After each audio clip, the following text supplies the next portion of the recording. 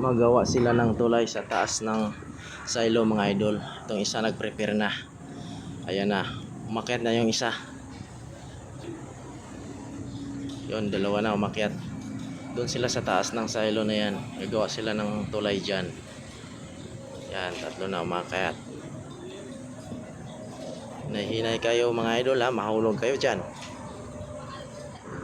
Hindi po biro yan mga idol, matataas po yung inaakyat ninyo. Delikado po yan. Kailangan maingat ka po dyan.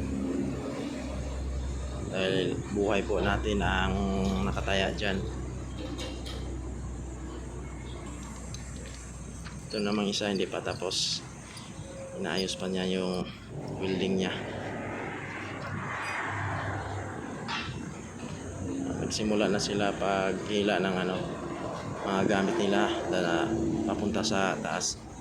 Mano-mano lang sila mga idol kasi wala silang gamit yung di makina.